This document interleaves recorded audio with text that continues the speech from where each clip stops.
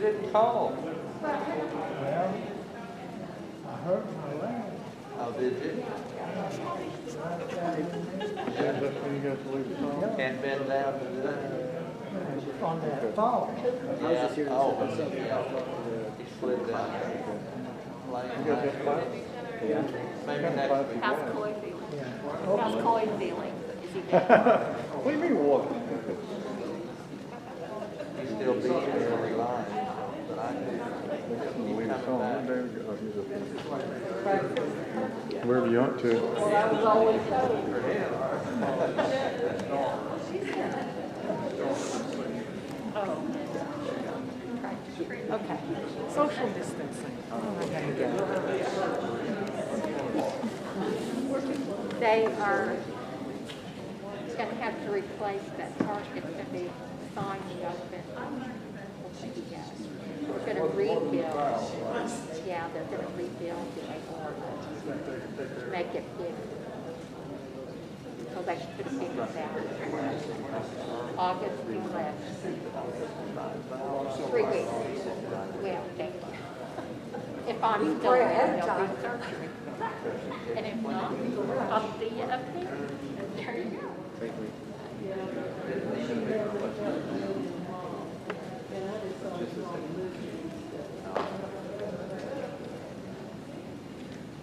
Good evening. That's all. Good to see everybody here. James not here, so I'm going to fill in for a song. Let's turn to number 527. 527. Talking about homes as I travel through life with struggle and strife. Hopefully that's not your home. But sing a little bit about our heavenly home. As I travel through life with its trouble and strife, of a glorious hope to give cheer on the way. Soon my toil will be o'er, and I'll rest on that shore where the night has been turned into day. Up in The beautiful paradise valley beside the river of light. Up in Up in the valley, the wonderful valley, we're free from all sin and all strife.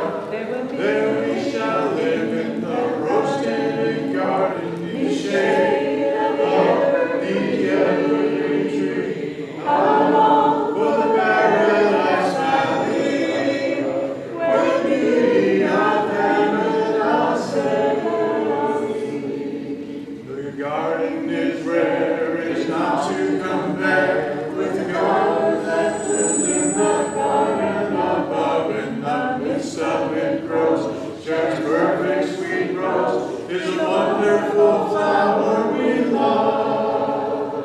Up in The beautiful paradise valley beside the river of life. Up in Up in the valley, the wonderful valley, we're free from all pain and all strife. There we shall live in the rose-tinted garden, beneath the shade of the evergreen tree. I long for the paradise valley, where the beauty of heaven I'll set on thee.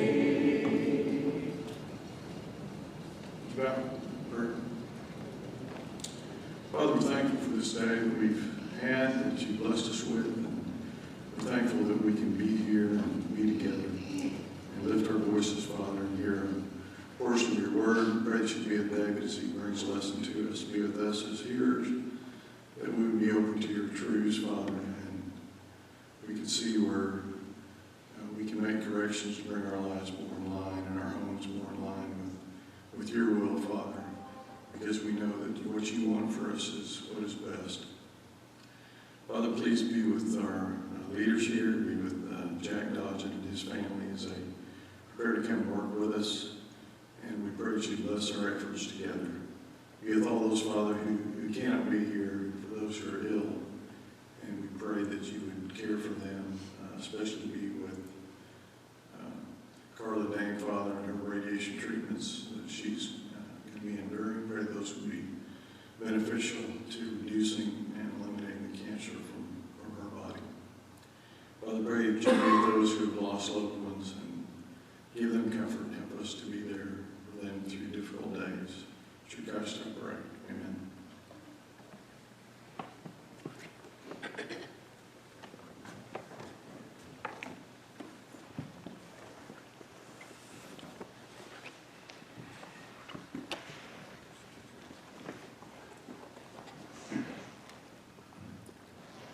It's good to see you this evening, and I do appreciate your condolences and sympathy.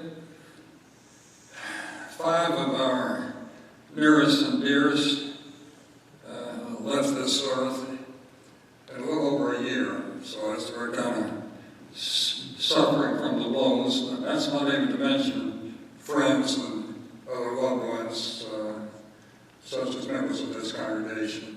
But anyway, I do appreciate your concern. We're still talking about how to have a happy home, and we've kind of been emphasizing 2 main words. Those 2 main words are love and respect. Husbands, love your wives as Christ loved the church.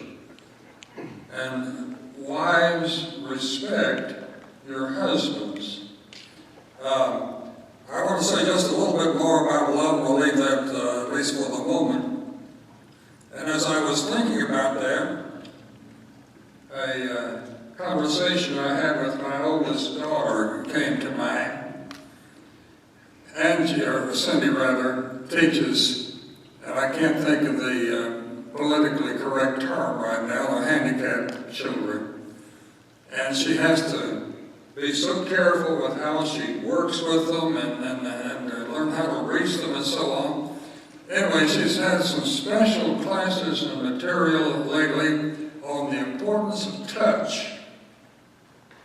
The importance of touch.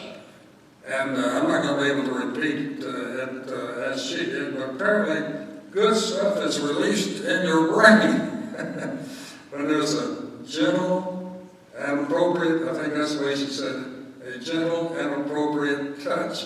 It does good things for you. And the devil has made it possible by having a less touchy today than we've ever had.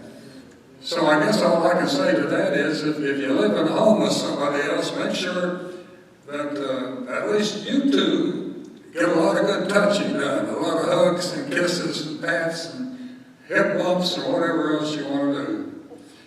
Okay, let's move on a little bit and review what we said about this matter of husbands love your wives. We, of course, went to Ephesians 5, which we just mentioned there for just a moment. And I'm going to be turning back to 1 Corinthians chapter 13, which gives us the qualities of agape love. And, I should mention here, I mentioned, I think a couple of weeks ago, maybe 3 weeks ago, that among other infirmities that I have, that I'm starting to lose my sight. I keep trying to extend my ministry days, so I bought a bigger Bible. maybe that'll add a month or 2. I think you can still get them with letters about that high. I don't have that yet, but I do have a bigger Bible here tonight. And so we'll, and then I think next I'm going to petition for brighter lights shining down on this. That would be a big help. But anyway, we're going to be in 1 Corinthians chapter 13 for just a moment. And so emphasize from verses 4 down through verse 7 that regarding loving my wife, I should be patient. Regarding loving my wife, I should be kind to her. Regarding loving my wife, I should not be jealous. I shouldn't try to brag and blow myself up. I should be concerned about elevating her. I should not act unbecomingly toward my wife, making fun of her or embarrassing her. I should not be selfish, seeking my own. I should rather try to seek that which is hers.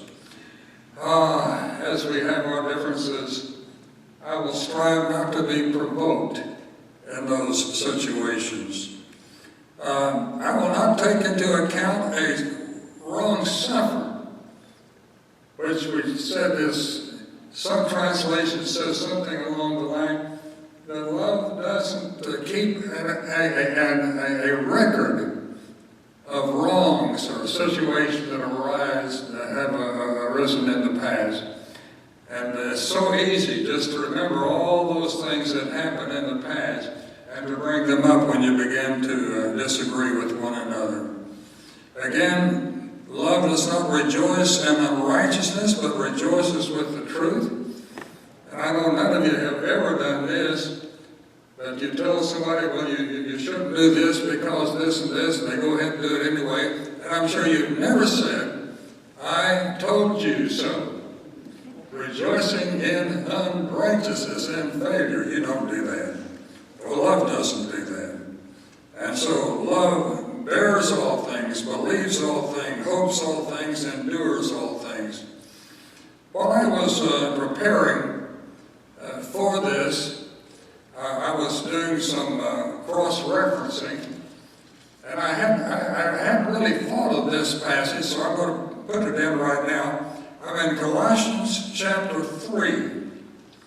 Colossians chapter 3. You remember Ephesians and Colossians are sister letters. Paul is writing them from the same place, Rome. It's during his first captivity in Rome. And they cover a lot of the same material, just from a little different slant. There's a little more emphasis on the church in Ephesus, a little more emphasis on Christ in Colossians. But anyway, even as Paul, in writing to the Ephesians, has this section on relationships, well, Paul, writing to Colossians, also has a relationship section. And I want to notice in verse 19 of Colossians chapter 3, Paul, remember all the things he said about loving your wives back there in Ephesians? Well, he kind of compresses it all in one little sentence here in Colossians. Husbands, love your wives. And then this is the phrase that kind of got my attention. And do not be embittered against them. Husbands, love your wives, and do not be embittered against them. I checked this out in several different translations. Here is the Amplified. If you know the Amplified, it kind of adds definitions to the passage. So a little passage this long is going to end up this long in the Amplified. Anyway, here's the Amplified. Husbands, love your wives with an affectionate, sympathetic, unselfish love that always seeks the best for them. See, that's the definition of agape love. And do not be embittered or resentful toward them because of the responsibilities of marriage. Now, so they put in a little interpretation there. Don't be bitter because of responsibilities. Well, I've heard, I've done some counseling with people that in effect said, this is not what I signed up for. Well, she expects me to do some work around the house. I didn't sign up for that. Maybe, I think a lot of us said something along the line of for better or for worse. Hey, I didn't sign up for this much worse. It's possible that this is not true of anybody here, but you're going to be surprised. Down in Texas, there are some marriages that are not perfect all the time. That surprises you, right? That's those Texans for you. The things come up and people get unhappy with each other. They say mean things to each other. Down in Texas, well, we can get bitter about some of those things, just about marriage in general, all the things that happen. It's interesting, several translations have, do not be harsh with them. And that's certainly a possibility here. Remember, this is back in the day when many men thought I'm big boss, and and they thought even my wife is my property. I can treat her any way I want to treat her. But remember, Christianity is always against society concepts, goes contrary to society in most situations. And so it would be very easy for them to be harsh, but here is Paul saying, okay, love your wives, don't be harsh with your wife. I like one translation that it says, don't be harsh, and be gentle with them. Be gentle with them. You wives can quote that to your husbands if you want to. I like Phillips. Phillips is a one-man translation. It is a translation, but it comes pretty close to being a paraphrase. Husbands, be sure you give your wives much love and sympathy. Don't let bitterness or resentment spoil your marriage.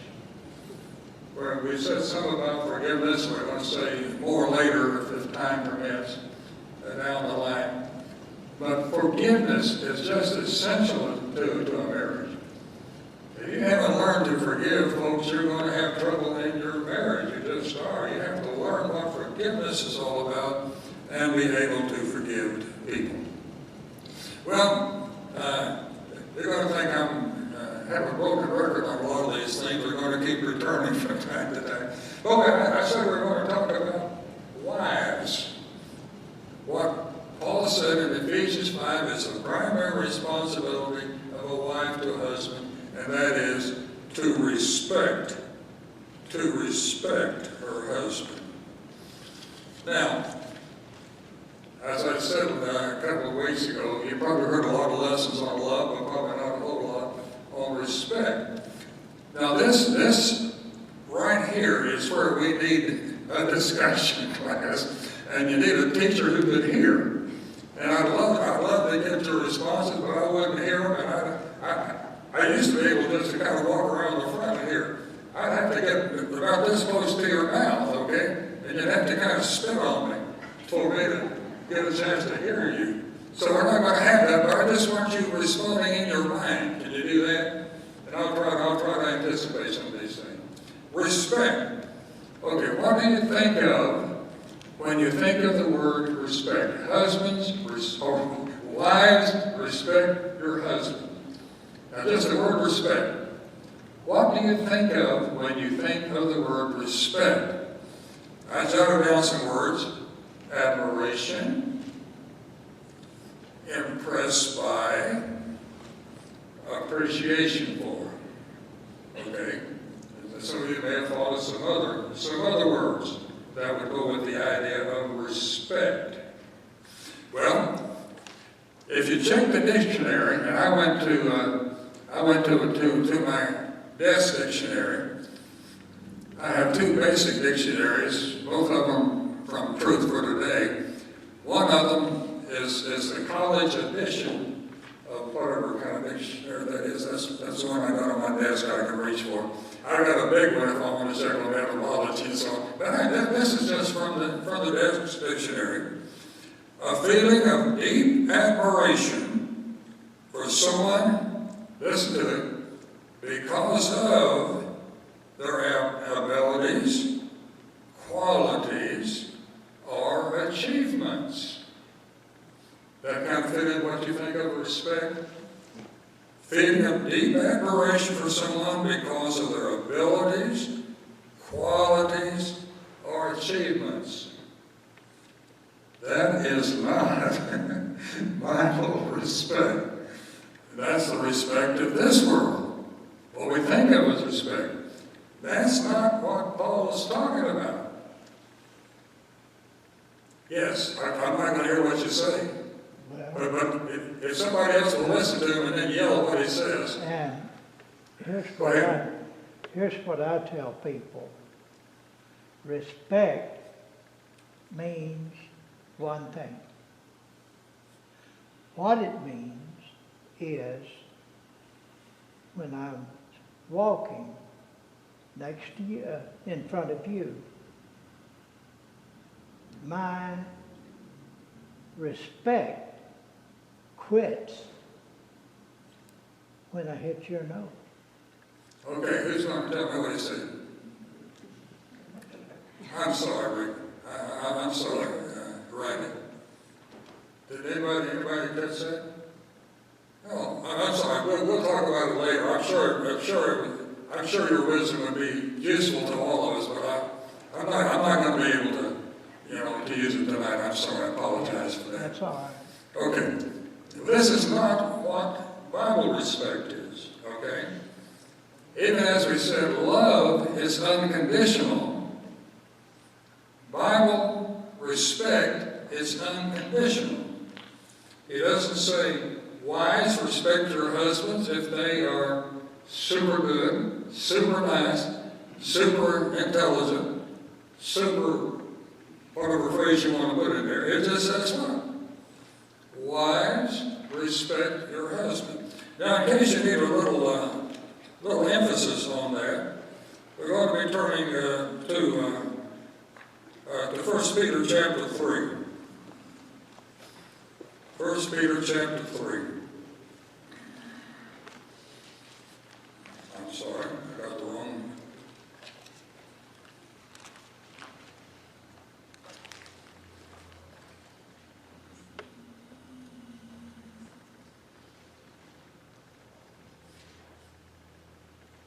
Oh yeah, 1 Peter chapter 3, verse 1.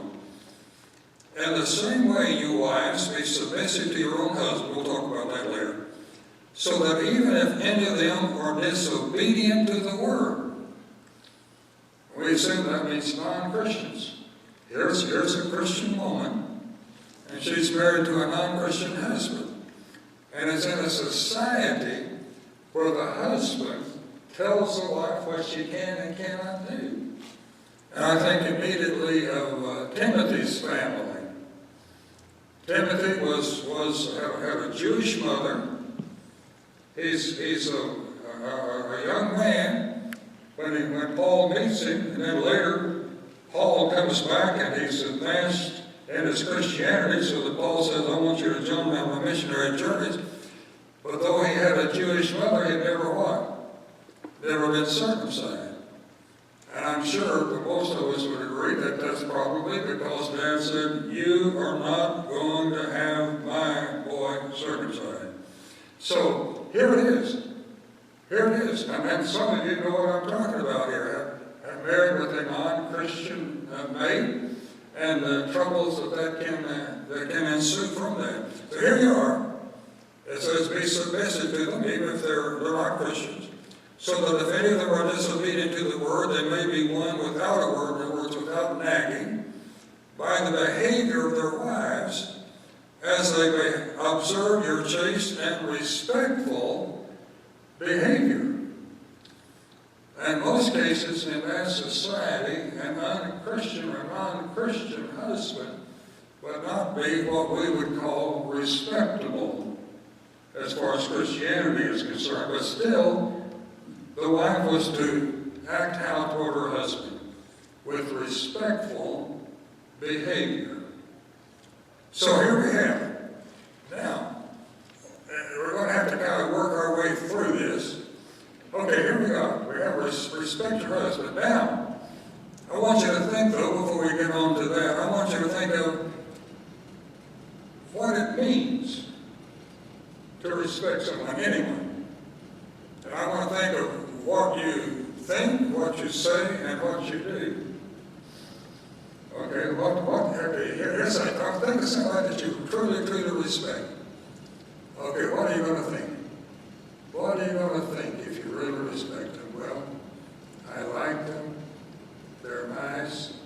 Man, they really try hard. I think they're really doing their best. Think. What you might think about them. What you say about them.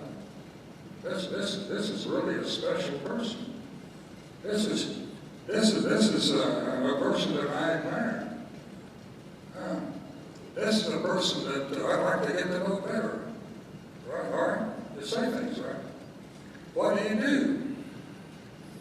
Well, I'm going to guess that if you're around that person and they begin speaking, you probably do what? Perk up. Right? And you listen. You don't keep playing with your little device. You listen to them, but you respect them. I'm going to say that if they make suggestions for your life, that you, whether you do or not, you will carefully consider what they say. What you do when you respect somebody. Okay, now, how in the world are we going to do that toward a rascally husband who sometimes we think doesn't have enough sense, to get in and out of the rain? What do we think? Can't think, well, he's great, he's wonderful. He says, what do you have to think? He's my husband. He's my husband, and therefore what? I must respect him. What do you say? What do you say? I'm not going to be able to hear you, Randy. Well, let me walk up too. Okay, I'm going to come back here. There we go. Okay. Chances are I still won't understand it. Okay, here's the deal. What? Well, here's the deal, okay? Okay. When I went to Australia, not everybody does this in this country. To every friend they have, they highly respect them because they are them.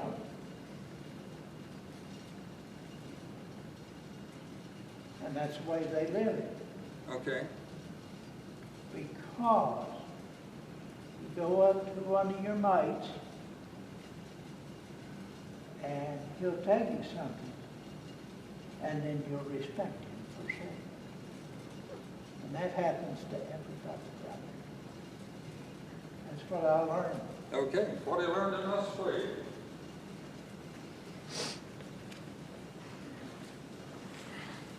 What I learned in Australia is that they're basically like us here. But I'm glad you had maybe some better experiences. They respect some people, they don't respect some people. I was respected by some people and not respected by some people. Which hasn't changed a whole lot in moving to this location. Okay, what are you going to say? Well, you're not going to say, that's the most idiotic thing I ever heard of in my life. That's not very respectful, is it? Why, you dummy? Where did you come up with an idea like that? There's a way of saying things, right? There's a way of saying things. And the tone you say, right? Are you with me? The tone you use indicates respect or a lack of respect. I get semi-amused at stories that people tell when they're upset at somebody. You know what he said? He said I was wrong. He never heard anything so ridiculous in all his life. Now, he may have said it like this. Honey, I hate to tell you, but you're wrong on this. And you know, you need to think about this or something. Anyway, but when they get through telling it, you think, man, why didn't he or she just shoot that person? It's the tone that they use in telling the story. Well, the tone means a lot as you're talking with people. You can indicate respect or a lack of respect in the tone that you use. And then, what do you do? And again, we'll get to communication, maybe we won't. But listening is important. I've already kind of jumped on the men about the being bad listeners, but women can also be bad listeners. You're going to respect your husband. You're going to listen to what he says. You're going to consider what he says. And if he ever does anything good, if he ever does anything praiseworthy, man, you're going to get so excited. This is so wonderful. I'm being a little silly there because you don't want to make him him a cake if he says something. Don't go overboard, is what I'm trying to say. Okay. Now, being respectful to those who are not particularly respectable, that's hard. And so I thought it might be worthwhile to do a little experiment. Now, somebody says, man, you're telling me to love my wife, she's unlovable. You're telling me to respect my husband, he's not very respectable. That's just impossible. And generally what we would say to that is, well, the Lord just wants you to do what you can, do the best you can. You might be surprised what you can do with His help. But I want to do something else. My grandfather in the story likes his visual aids, and so this is his visual aid on this. The young man says, well, it's just not natural. It's just not natural to love somebody if they're not lovable. It's just not natural. He says, well, I'll do a little experiment. I want all of you to do it with me, okay? Take your hands like this and clasp your hands. Just clasp your hands. Everybody got their hands clasped? Now, look down and see which thumb is on top. How many have the left thumb on top? How many have the right thumb on top? Okay, now, unclasp your hands and clasp them back and put the other thumb on top. It may take a little while to do that. Does that feel strange? Does that feel unnatural? But it's not. It's just different. It's just different. And if you did this long enough, it began to feel natural. And what the illustration means, when you start trying in your relationship with your mate, trying to be nice and considerate and tactful and respectful and loving, it may seem a little strange at first, but it's not unnatural, it's not impossible. It's just different. And with some time, it'll start feeling real natural and it'll help your family. Okay, I want to move on now to talking a little bit about the role of husbands. We've already, of course, talked about the husband loving. We're going to try to expand that, though. The role of the husband and the father. And we're going to get just a little bit, I'm not going to get mean, but I'm going to talk to us guys here pretty straight here as we go on. But I'm going to start by just saying how blessed you are. If you are a husband, how blessed you are. I'm going to start out in the book of Proverbs. Book of Proverbs. Here we have Proverbs, the 18th chapter, verse 22. Proverbs 18:22. He who finds a wife finds a good thing and obtains favor from the Lord. That's interesting there. He doesn't say if you find a good wife, you find a good thing. He says if you find a wife, that's a blessing. That's a blessing. You've got someone to share your life with. You found a good thing. And of course, you probably maybe immediately when I said that, thought of Proverbs 31, verse 10. An excellent wife who can find her worth is far above jewels. Okay, let's turn back though now to Ephesians chapter 5.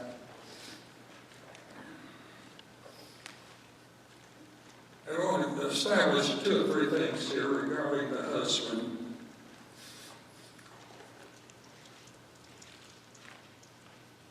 Verse 23, the husband is the head of the wife, as Christ also is the head of the church.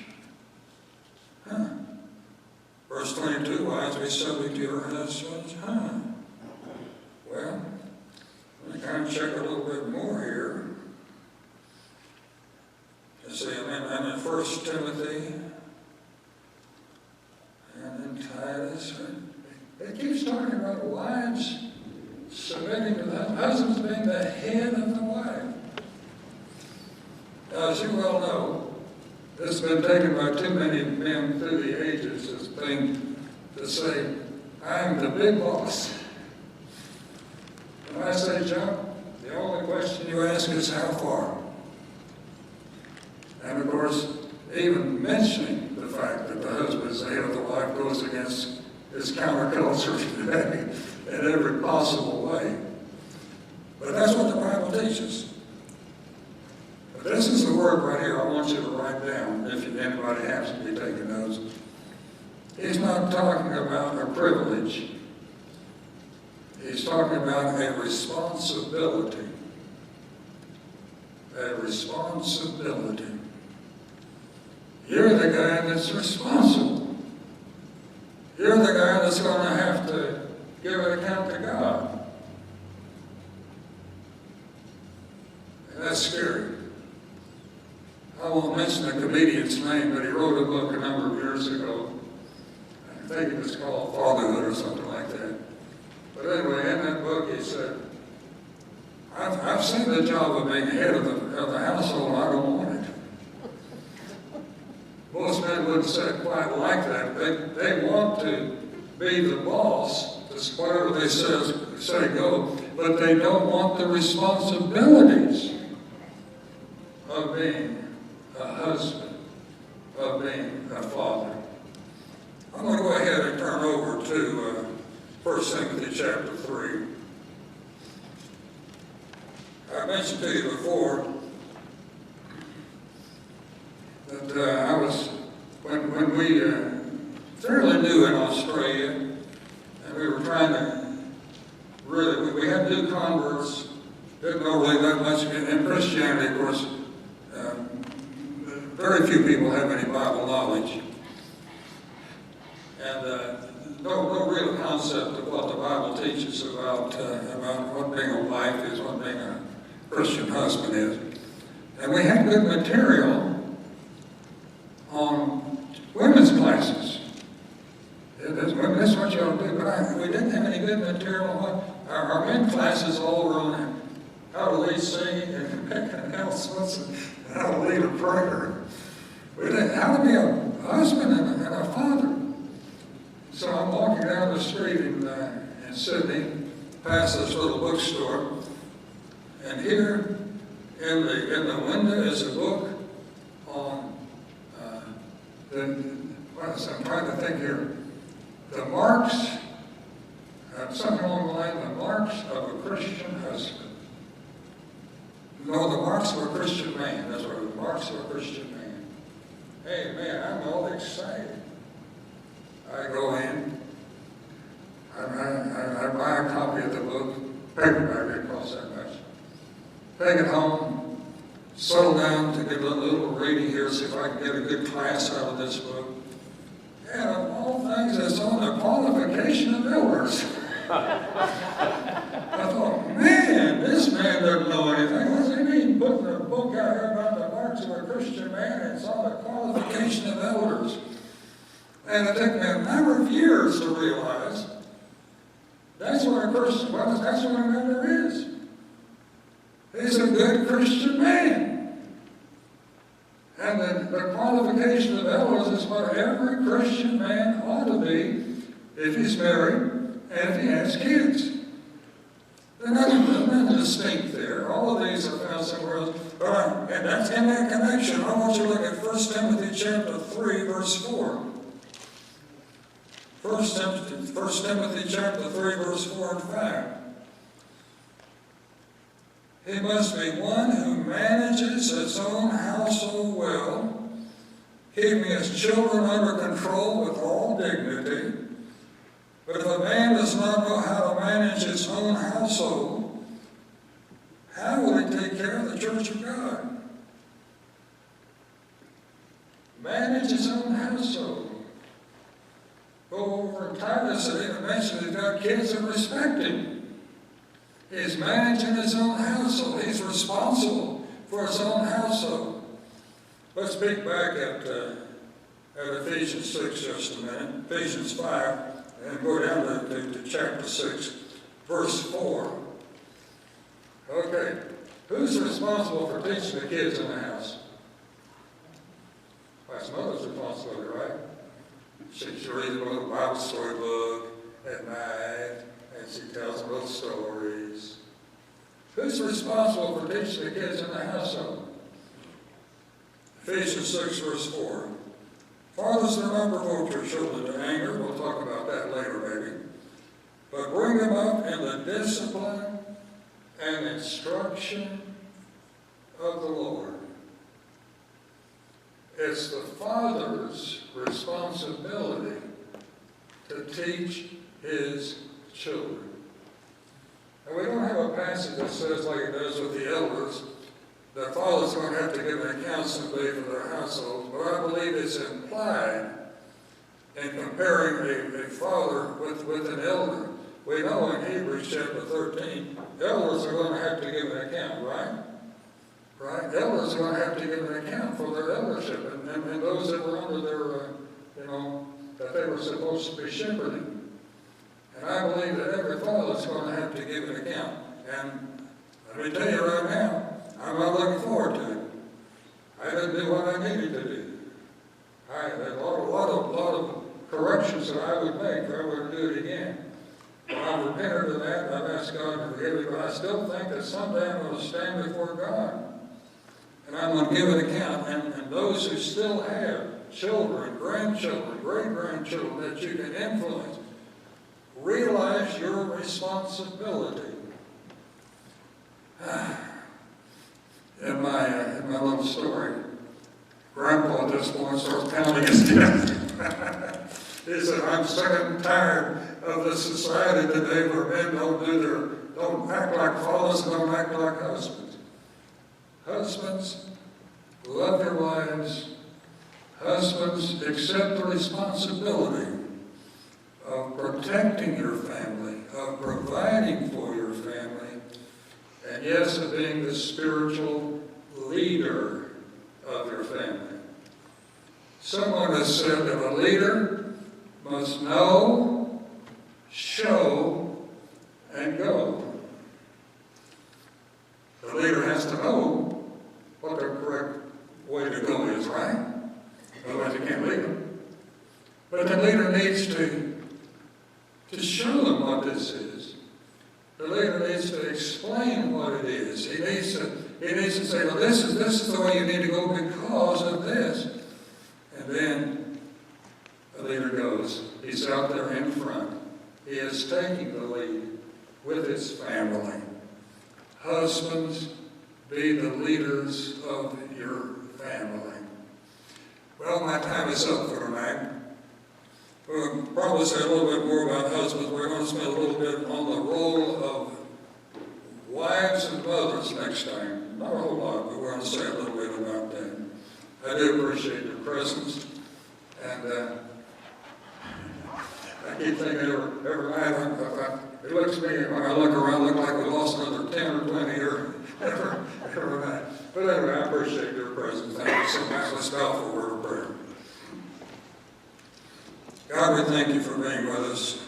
We do thank you for those of us who have been blessed with mates, godly mates, who strengthened us and helped us to fulfill our role. We pray that you'll be with all of those that are present here.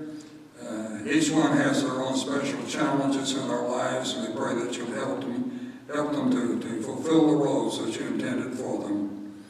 Be with all of those that need our prayers at this time. We have so many that are sick, so many challenges. Strengthen and watch over each one, we pray in Jesus' name. Amen.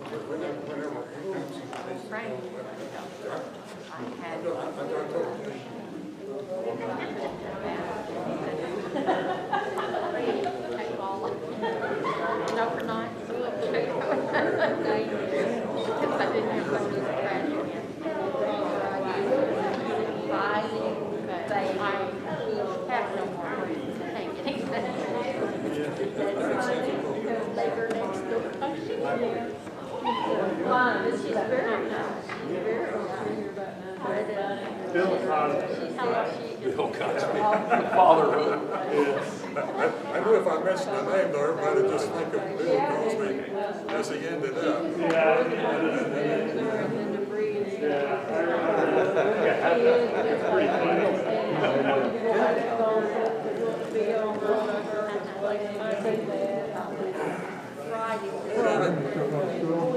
I hope so. Nothing's changed yet. Yeah, they say they're going to start the 13th of August. We did, and it sucked bad. I did not like it. So, there's 2 classes I'd have got to use in the season because of stupid online. Just because being at home.